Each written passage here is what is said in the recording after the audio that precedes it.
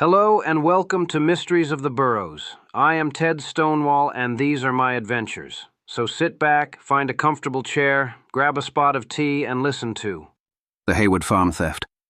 And the wheel turned in the darkness, grinding Walter Hayward's wheat into flour while the rest of the Burrows slept. I'd been at it since 3 a.m. The order was due by midday, and Father had made clear what happened to millers who missed deliveries.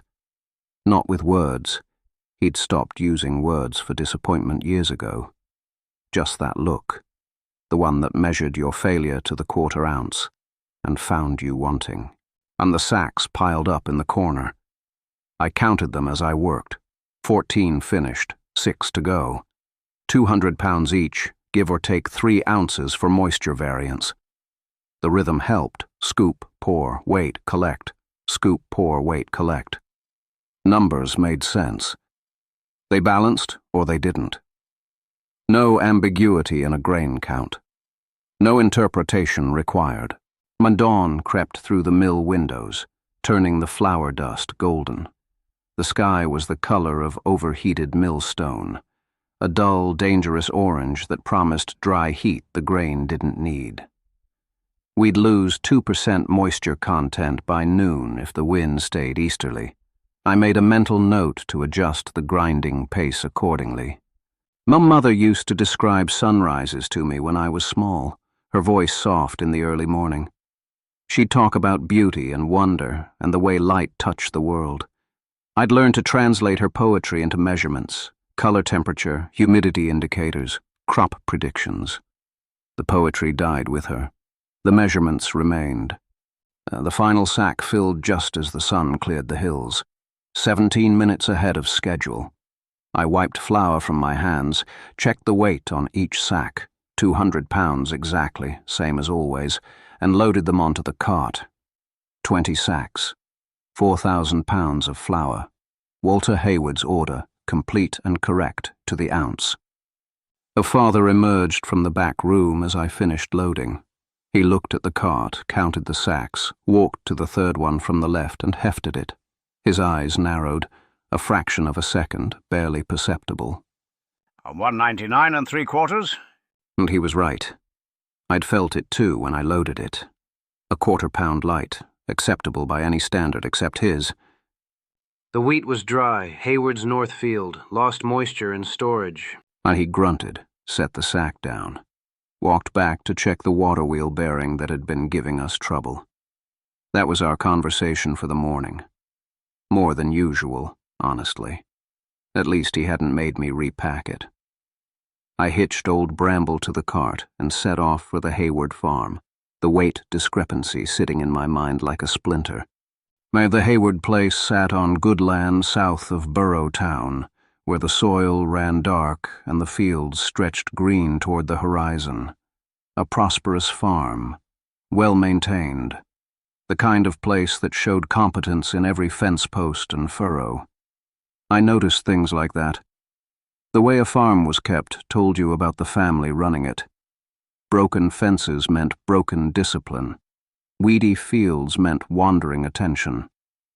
The Hayward farm had neither. Everything sat in its proper place, tools hung on their proper hooks, animals in their proper pens. Oh, except today. Something was off. I felt it before I saw it. That prickle at the back of my neck that meant an equation wasn't balancing. The gate hung 3 degrees more open than usual. The chickens were clustered on the east side of the yard instead of scattered evenly. Walter's morning routine had been disrupted, which meant the entire farm's rhythm had shifted by approximately 40 minutes. Walter Hayward met me at the gate before I'd even pulled the cart to a stop. That confirmed it. He usually waited at the barn, exactly 14 paces from the grain storage, positioned to supervise unloading while checking the eastern fence line. Standing at the gate meant something had happened, something that couldn't wait. Now he was a big burro folk, broad across the shoulders. Shoulders that had hauled 40-pound bales for 30 years, now slumped exactly 2 inches lower than they'd been at the harvest fair. His hands, usually still with the patience of a lifelong farmer, kept clenching and unclenching at his sides. 7 times in the 30 seconds it took me to climb down from the cart. Ted, got a problem. Muddy said it flat, the way people say bad news. I climbed down from the cart. What kind? Your toolshed was broken into last night, ransacked. They took my grandfather's implements, the ones with the family mark. What his voice caught.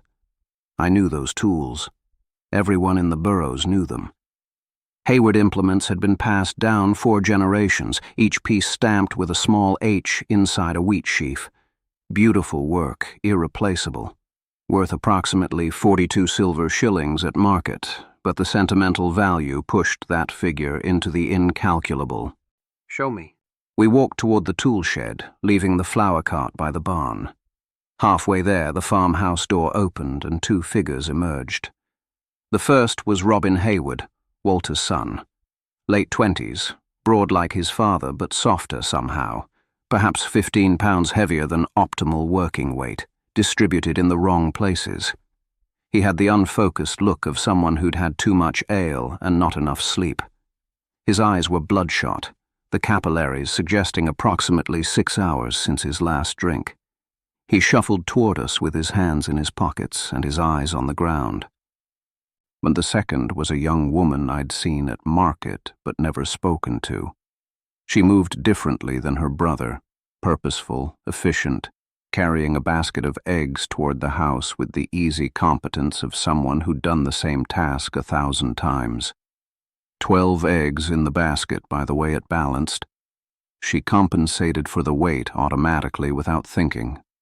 Lily Hayward, the daughter. She noticed me watching and changed course, walking over to join us. 23 steps. She didn't hesitate or adjust her path once she'd decided. Mr. Stonewall, you're the one who found those anonymous letters last month, and Walter Hayward's ram before the harvest fair. I blinked. People didn't usually know who I was. I was the miller's son, the one who ground wheat and kept to himself. Invisible, mostly. Unnoticed. Word travels. Good word. Father says you notice things others miss. No, she smiled. Not the polite smile people give tradespeople, but something warmer, something I didn't have a measurement for. I didn't know what to say to that. Fortunately, Walter saved me. And the shed's this way. Lily, can you finish the morning feeding? Robin, you come with us. Now Robin flinched at his name, but followed. Lily headed toward the chicken coop, and I caught myself watching her go, counting her steps, noting her gait, trying to quantify whatever it was that made her different from everyone else I'd observed, before I remembered I was supposed to be examining a crime scene. And the tool shed sat behind the main barn, a solid structure with a heavy door and a good lock, or what should have been a good lock. Walter opened the door. I looked inside. Ransacked was the right word. Shelves emptied, hooks bare, the neat organization I'd noticed everywhere else on this farm completely destroyed. Whoever had done this had been thorough. What's missing? 6 pieces, the hay rake, the grain scoop, 2 pruning hooks, the grafting knife, and the seedling dibber. All with the family mark. Worth 40 silver shillings at least, but they're not about money. My grandfather made them. His father before him. They're supposed to go to Robin when I'm gone. I glanced at Robin. He was staring at the empty shelves with an expression I catalogued automatically. Elevated pulse visible in his neck, perspiration on his upper lip despite the cool morning, pupils dilated beyond what the shed's dim light would warrant. Fear, certainly, but the specific type of fear that came from guilt rather than violation. When did you last see them? Yesterday evening. I was in here around sunset, getting the pruning hooks for the morning. And the door was locked overnight? Always. I locked it myself. So I crouched down, examining the lock. This was where things got interesting. The lock was a standard Burrow-make mechanism, brass and iron, the kind used on half the buildings in the Burrows. 12 pins, moderate complexity, adequate security for honest folk. If someone had picked it, there would be scratches around the keyhole. tiny marks where metal tools had scraped against metal. The scratches would be angled at approximately 15 degrees for a standard pick, deeper on the lower pins where more pressure was required. I'd seen picked locks before. I knew what to look for. This lock had no scratches. I ran my fingers around the keyhole, feeling for the telltale roughness, smooth, clean, untouched. The brass hadn't been disturbed in months. The natural patina was perfectly even. Who has keys to this shed? 3 keys exist, mine, Robin's, and a spare that hangs in the barn. Show me the spare. Now we walked to the barn. The key hung on a hook beside the tack room door, right where it was supposed to be. But the hook was bent. Not much, perhaps 8 degrees off true, but enough to notice. The hook was made of iron, a 1/4 inch thick. To bend it that far would require approximately 12 pounds of sudden force, the kind of force you'd apply if you were yanking something free in a panic rather than lifting it carefully. Someone had removed the key in a hurry, someone who was scared. I touched the bent hook but said nothing. Ma, can I see the ground near the shed? When outside the tool shed, the earth was soft from recent rain. 2 sets of footprints marked the mud, one going toward the door, one coming away. The prints coming away were deeper, pressed harder into the ground. I estimated the weight differential at roughly 35 pounds, consistent with someone walking in empty-handed and walking out carrying a bundle of iron tools. I followed the prints, studying the pattern. The right foot had a distinctive impression, the outer edge pressed deeper than the inner, creating an asymmetrical mark. The depth differential was approximately 3/16 of an inch, indicating either an old injury or a habitual stance developed over years. And there was something else. Flour dust, faint but unmistakable, pressed into the mud near the door. The particular golden white of stone ground wheat flour, the kind that came from my mill and nowhere else in the Burrows. Robin, you were at the mill yesterday, weren't you? Picking up flour for the house? What? Yes. So? Just curious. He shifted his weight, and I watched how he stood, favoring the right side, pressing harder on the outer edge of his right foot. The asymmetry matched the footprints exactly. Same angle, same depth differential, same distinctive pattern. Robin saw me looking. His face went the color of old cheese. Oh, lots of Burrow folks stand like that. Doesn't mean anything. But didn't say it did. I straightened up, brushed mud from my hands and turned to Walter. No, I need to check something in town. I'll be back this evening with answers. What do you think happened? And I looked at Robin, who was sweating despite the cool morning. Pulse elevated, breathing shallow. Left hand trembling slightly, the hand closer to his father, as if proximity to judgment made the guilt physical.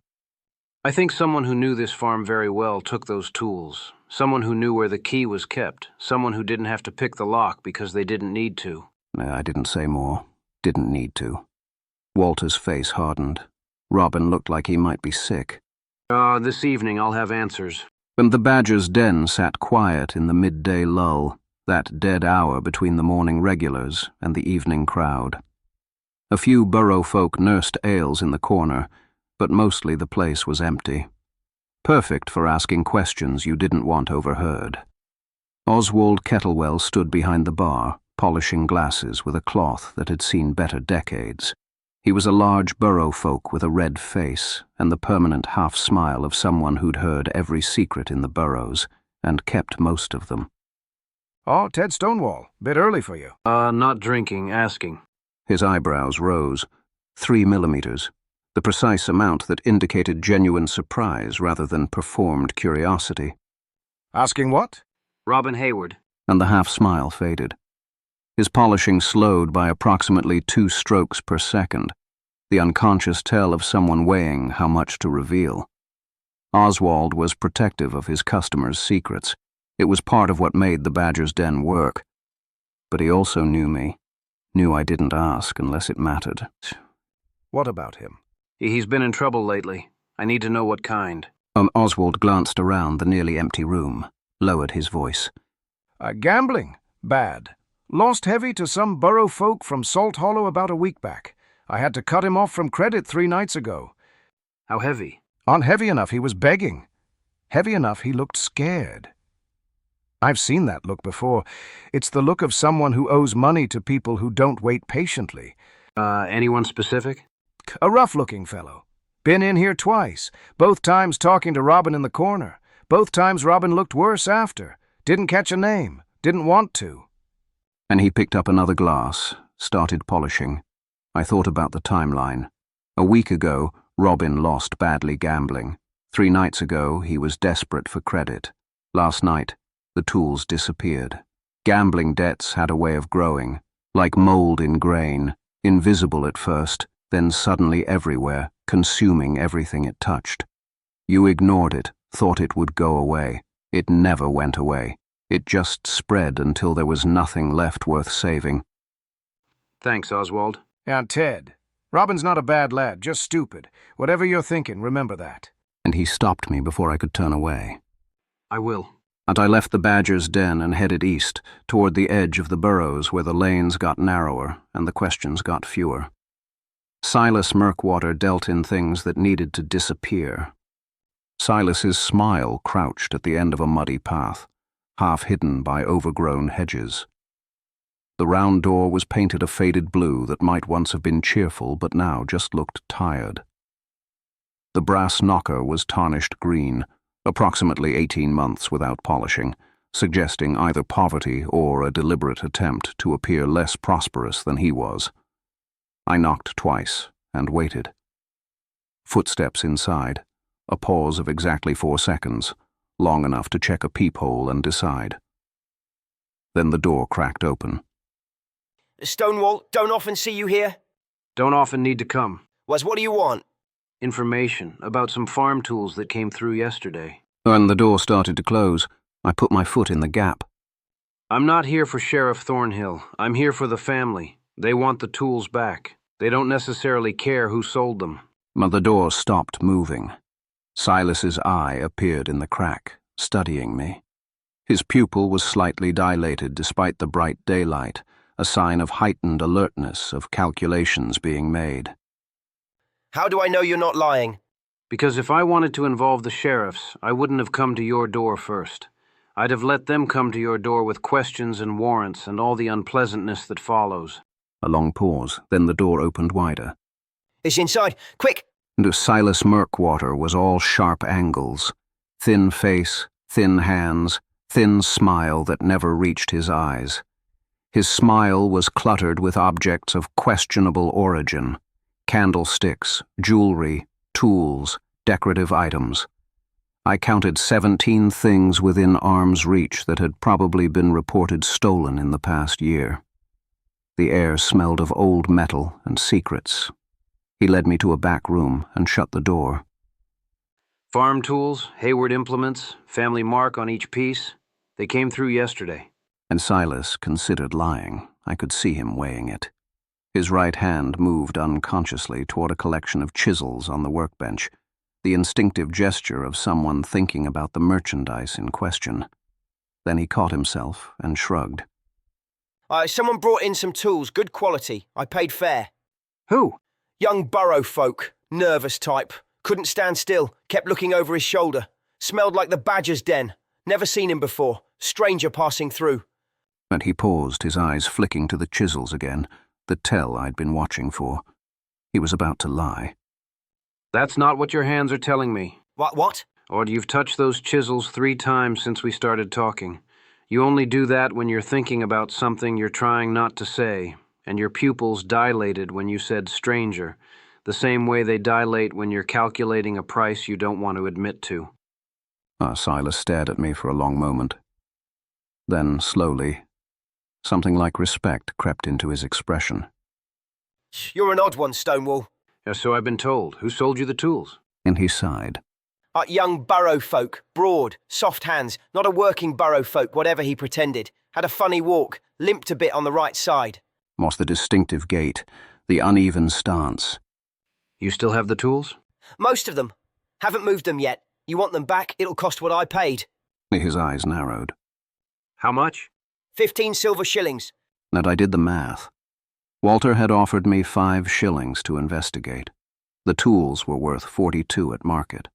15 to recover them was reasonable, for everyone except Silas, who'd lose his profit margin. The family will pay. I'll have the money tomorrow. And the seller? You going to tell me who he is? You already know who he is. Silas almost smiled. Robin Hayward, yeah. Recognised him from the Badger's Den, though he tried to hide his face. Stupid. Selling family heirlooms to pay gambling debts. That's desperation, that is. He shook his head. I need one more thing. What? You never saw me. This transaction never happened. As far as you know, those tools came from a stranger passing through. Silas studied me. Why protect him? I'm not protecting him. I'm giving him a chance to make it right. And if he doesn't? Then the family decides what happens next. Not me, not you, not Sheriff Thornhill. Silas nodded slowly. This, he understood. Keeping things quiet. Keeping things in the family. The way the Burrows actually worked underneath all the proper manners. Tomorrow then. Bring the coin. I left the way I'd come, walking back toward the Hayward farm with the shape of the truth clear in my mind. Robin Hayward had stolen his own family's heirlooms to pay gambling debts. He'd sold them to a fence, claimed the shed was broken into, and hoped no one would look too closely. Stupid, desperate, exactly what Oswald had said. The question now was what to do about it. I found Robin behind the Hayward barn, sitting on an overturned bucket with his head in his hands. He'd been waiting, I realized. Waiting for someone to find him, to force the truth out, to end the awful suspense of knowing he'd been caught, but not knowing when the hammer would fall. His shoulders were hunched forward approximately 15 degrees, the posture of anticipated punishment. He looked up as I approached. His face was grey. Oh, it wasn't a question. Yes. Oh, how? The lock had no scratches. Picked locks leave marks. 15-degree angles on the pin marks, deeper on the lower pins. Yours had nothing. The spare key hook was bent 8 degrees off true. Iron that thick requires 12 pounds of sudden force to bend, the kind of force you apply when you're panicking, not when you're being careful. The footprints matched your gait exactly. Same asymmetrical pressure, same depth differential, same distinctive pattern. And Silas Merkwater described you perfectly. Nervous, soft-handed, with that same limp. And I sat down on a hay bale across from him. Robin stared at the ground. Well, I was going to replace them, I swear. I just needed time. To do what? Win back what you lost? That's not how gambling works. You lose, you chase the loss, you lose more. The hole just gets deeper. You don't understand. And then explain. And he was quiet for a long moment. When he spoke, his voice was small. And I lost badly, a week ago. To some Burrow folk from Salt Hollow. I thought I could win it back. I've won before. I know I'm good at cards. But they kept raising the stakes and I kept losing, and by the end of the night I owed more than I had. How much? 20 silver shillings. Well, I calculated automatically. 20 shillings was approximately 63 days of average labour, more than most Burrow folk made in 2 months. They gave me a week to pay. Sent someone to remind me, twice. The second reminder left bruises. He touched his ribs, wincing. So you took the tools? I didn't know what else to do. Father would never give me that much money. He'd ask what it was for, and I couldn't. I couldn't tell him. Couldn't see that look on his face. The disappointment. And his voice cracked. I understood that. Understood it better than Robin knew. The weight of a father's disappointment, measured in silences and glances, and the particular way he checked your work as if expecting failure. The tools were worth 40 shillings. Silas paid you 15. The other 25? They're gone. Paying off the debt and the interest they'd added. So Robin had sold his family's heirlooms for 36% of their market value, used most of it to pay gambling debts, and was left with nothing but a lie and a prayer that no one would look too closely. Stupid. Desperate. Exactly the kind of choice that seemed reasonable at 3 a.m, when you were scared and out of options. Here's what's going to happen. I'm going to buy back the tools from Silas tomorrow. The family will pay for that. Your father doesn't need to know the details. You're going to confess to him tonight. Everything. The gambling, the debts, the theft. Robin went even paler. I can't. Then you can, and you will. A man who confesses gets to keep some dignity. A man who's caught keeps nothing. Right now you have a choice. By tomorrow you won't. What if he throws me out? He won't. How do you know? Because I've seen how he looks at this farm. Every fence post, every furrow, every tool in that shed, they're not just property to him. They're legacy. They're meant to pass to you. He's not going to throw away his son over one stupid mistake. But Robin was crying now, quiet tears running down his cheeks. I've ruined everything. Not yet, but you're close. Tonight, Robin. Tell him tonight.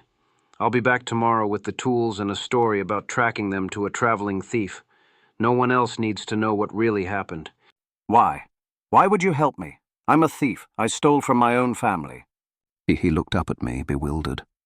I thought about that. About the choice I was making. The lies I was agreeing to tell. Everyone makes mistakes. The question is whether they get a chance to fix them. And I left him there, behind the barn, with a choice to make and a few hours to make it. And I told Walter I'd found a lead on the tools, a traveling burrow folk passing through, selling stolen goods near Salt Hollow. I'd recovered what I could, most of the implements, minus a few pieces already sold onward. The trail had gone cold. The thief was gone. But the important things were coming home. Walter listened with an expression I couldn't quite read. His jaw muscles tightened twice during my account. At traveling, and again at thief. A traveling thief, who happened to know where I kept my tools, who happened to have a key to my shed, who happened to leave footprints that matched my son's. I said nothing. Walter was quiet for a long moment. Then he sighed, a sound that seemed to come from somewhere deeper than his lungs. Robin came to me last night, told me everything. The gambling, the debts, the theft. Sobbed like he was 12 years old again. I'm sorry. Oh, don't be. You gave him a chance to confess himself. That's more than he deserved, more than most would have done. And he ran a hand over his face. He needed a chance to make it right. And you decided he deserved one. Why? And he looked at me. I didn't have a good answer for that. Something about the desperation in Robin's face. Something about the fear of disappointing his father. Something I recognized, maybe, though I didn't want to examine it too closely. He made a stupid choice, but he's not a bad burrow folk. No, he's not. The tools. I'll pay whatever it costs to get them back. And your fee, of course, 5 shillings, wasn't it? He pulled out a purse, counted coins. The tools will cost 15. My fee stays the same. Make it 10, for your discretion. You could have dragged this through the village, made it public, humiliated my family. You didn't. And he pressed the coins into my hand. I pocketed the coins. 25 shillings total, 15 for Silas, 10 for me. Good money for 2 days' work. The extra 5 shillings felt heavier than they should have. Payment for discretion. Payment for the story I'd agreed to tell. The first time I'd taken money for something other than finding the truth. I told myself it was different. Told myself the truth had been found. I'd just chosen who to share it with. But some part of me noted the transaction and filed it away, the way I filed away every measurement and observation. This was how it started. Small payments, reasonable compromises, the kind of choices that only looked wrong when you added them all up. Robin will work off his debts on the farm. No more tavern, no more gambling. His mother and I discussed it half the night. He's lucky, in a way. Lucky it was you who found the truth and not someone else. He shook his head. And I just followed the evidence. You did more than that. Thank you, Ted. Truly. And he held out his hand. I shook it.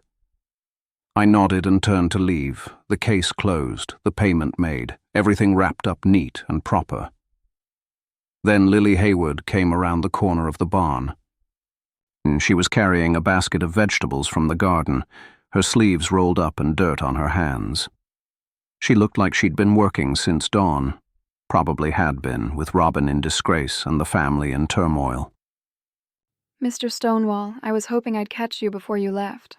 Miss Hayward. Lily, after what you did for my family, I think we can use first names. When she set down the basket, she smiled slightly. I didn't know what to say to that. People didn't usually want to use first names with me. I was the miller's son, the one who ground wheat and kept to himself. Formality was comfortable, safe, measurable. I wanted to thank you, not for finding the tools. Father already thanked you for that, for what you did for Robin. I just found the truth.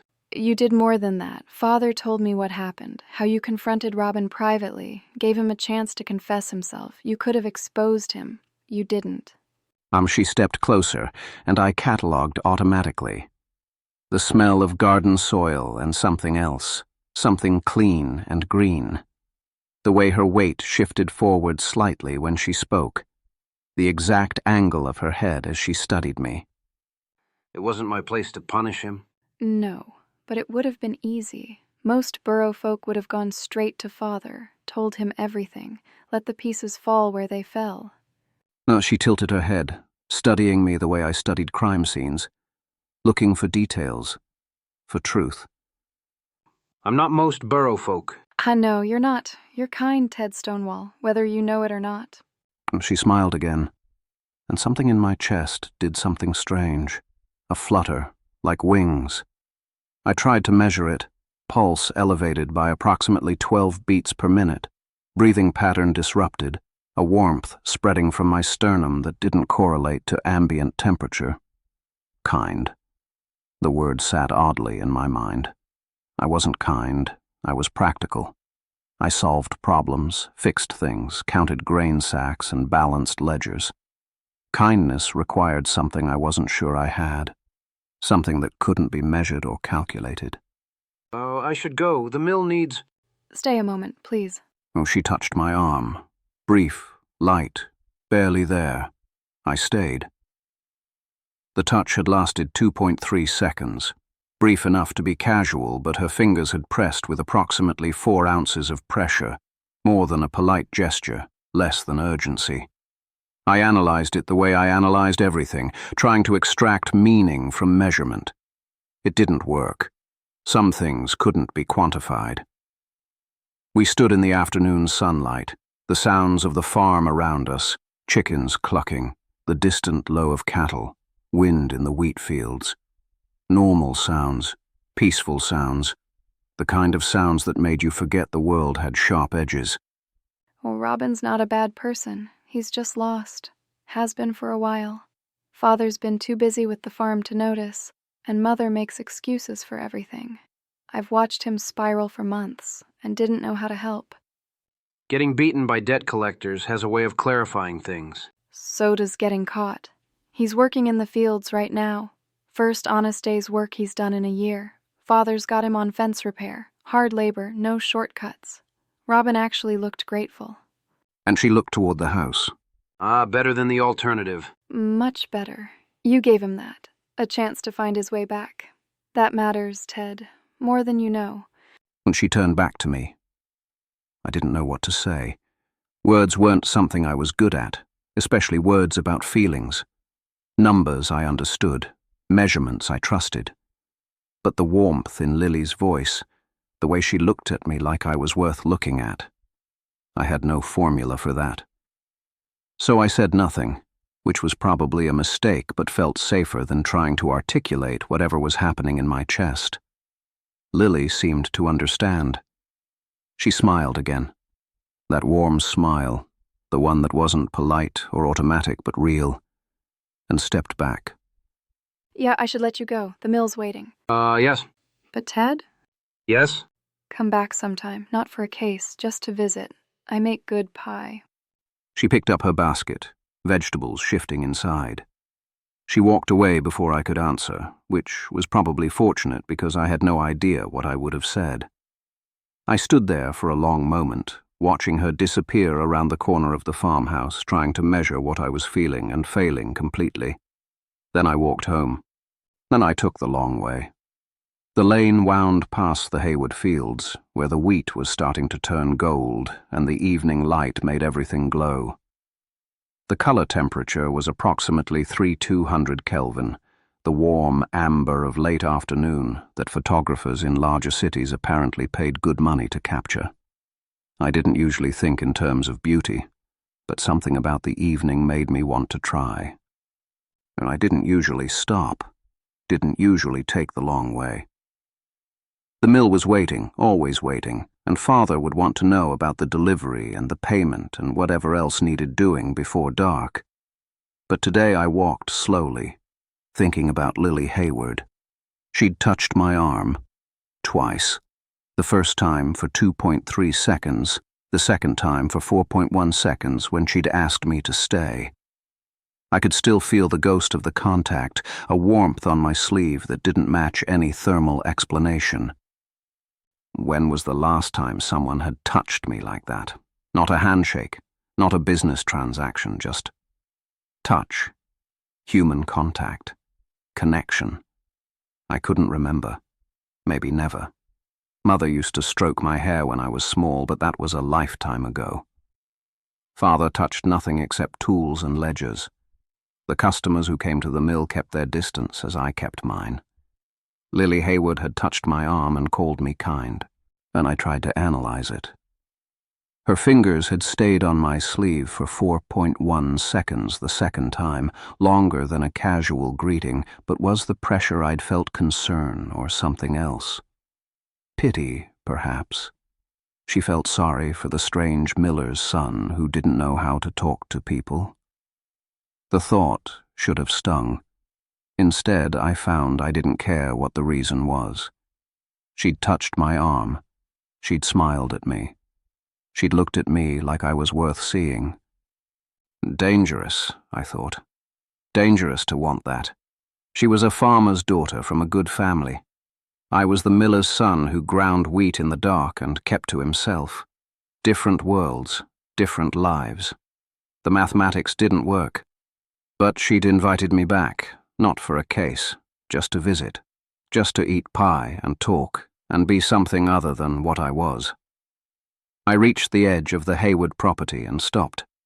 There on the stone wall that marked the boundary sat Lily.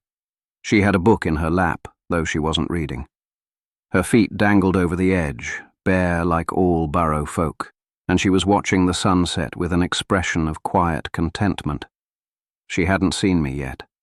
I could turn around, take the other path, avoid whatever was about to happen. Instead, I walked toward her.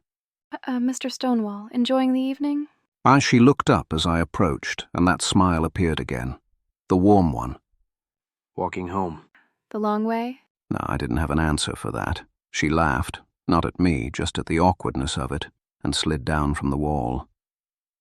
I was hoping you'd come this way. You were? Wanted to thank you again. Properly. Father's grateful, Robin's grateful, everyone's very busy being grateful. But I wanted to say it myself. Just me. She brushed stone dust from her skirt. You already thanked me, at the barn. That was quick. Rushed. This is better. You were kind to Robin. You didn't have to be. Most Burrow folk wouldn't have been. She stepped closer, close enough that I could see the flecks of gold in her brown eyes, 7 distinct flecks in the left iris, 8 in the right. Close enough that I could count them. He needed a chance. Everyone deserves one. Then her smile changed, softened, warmed. That's what I mean. That's kindness, Ted. Real kindness. Not the kind people perform because they want something. The kind that just is. She reached out and touched my arm. Not brief this time. Her fingers rested there, warm through my sleeve. I counted automatically. 1 second, 2, 3, 4. Her fingers stayed on my sleeve for 4.2 seconds. Longer than a casual greeting, but I couldn't read the pressure. Was it warmth or pity, connection or comfort? My analytical mind churned through possibilities, trying to solve an equation that had too many variables. Thank you, Ted. And first name, not Mr. Stonewall, Ted. I couldn't remember the last time anyone except my father had called me that. and he said it like a curse, a disappointment, a reminder of everything I wasn't. Lily said it like it meant something, like I meant something. You're welcome, Miss Hayward. Lily. I nodded. Didn't trust myself to say her name out loud. It felt too intimate, too dangerous, too much like admitting something I wasn't ready to admit. She withdrew her hand, and I felt the absence like a cold spot on my arm. The warmth was gone, but my skin remembered where it had been. I should let you get home. The mill's waiting. Yes. But remember what I said. Come back sometime. The pie offer stands. And she walked away back toward the farmhouse, her figure dark against the fading sunset. I watched until she disappeared around a hedge, then stood there a moment longer, feeling strange and uncertain and more confused than I'd felt in years. The sunset was doing that thing with colors again. Orange and pink and purple, spreading across the sky. Mother would have had words for it, beautiful words, poetic words. I had only measurements, color temperature, atmospheric refraction, the angle of light through moisture. None of it explained why I wanted to stay here instead of going home. I walked home in the gathering dark, and for the first time in a long time, I wasn't thinking about the mill or the grain or the endless grinding rhythm of my life. I was thinking about Lily Hayward, about 4.2 seconds, about the way she said my name, about how desperately I wanted to understand what it meant, and how completely my analytical mind failed to provide an answer. And the mill sat dark when I returned. No light in the windows, no sound of the wheel. But Father wasn't asleep. I found him in the storage room, standing motionless in the shadows. He had one of the grain sacks open, his hand buried to the wrist in the wheat, feeling the texture, the moisture content, the quality. He didn't look up when I entered. The Hayward delivery. Not a question. Complete, full payment, plus 5 extra for additional services. I hesitated. Additional services, the theft. Well, he repeated it flatly, the way he repeated everything. His hand emerged from the grain sack, fingers rubbing wheat kernels together. Solved. Tools recovered. The son did it. It wasn't a question. Of course he knew. Father knew everything that happened in the Burrows, absorbed through a network of suppliers and customers and casual observations. He'd probably known before I did. Yes. And you helped cover it up. I didn't answer. There was nothing to say. Father walked slowly along the row of sacks, his hand brushing each one, counting, measuring, finding the imperfections I'd missed. 32 sacks, 17 with optimal moisture, 11 slightly dry, 4 borderline. This one's 2 ounces heavy. He stopped at the 4th sack from the end. I'd weighed it myself that morning. He was right. The Hayward boy. He made a mistake, a stupid, desperate mistake, and you gave him a chance to fix it. Yea, his voice was quiet in the darkness. I waited for the criticism, for the lecture about truth and consequences and the weakness of compromise. And your mother would have done the same. And he walked past me toward the door, stopped with his hand on the frame. The water wheel bearing needs adjustment. 2 degrees off true. Fix it before the morning grind. And then he was gone, footsteps fading into the darkness of the mill. I stood there for a long moment, surrounded by grain sacks and the smell of flour and the vast silence of my father's absence. 2 degrees off true. That was as close to approval as he ever came. I went to the storage room and counted grain sacks. 32. Same as always. Same as tomorrow. Same as the day after that. The rhythm of the mill, the pattern of my life, as predictable as the water flowing past the wheel. But something was different tonight. I sat on a sack in the darkness, listening to the water outside, thinking about Lily Hayward. She'd called me kind, touched my arm, said my name like it meant something. Come back sometime. As I knew I shouldn't hope. Hope was dangerous. It made you want things that couldn't be measured, couldn't be calculated, couldn't be controlled. It opened doors you couldn't close again. It changed you, and change was risk, and risk meant pain. But something had cracked open inside me, some door I'd thought was sealed, and I didn't know how to close it again. I said her name out loud, just to hear how it sounded. Lily. Soft, musical, unmeasurable.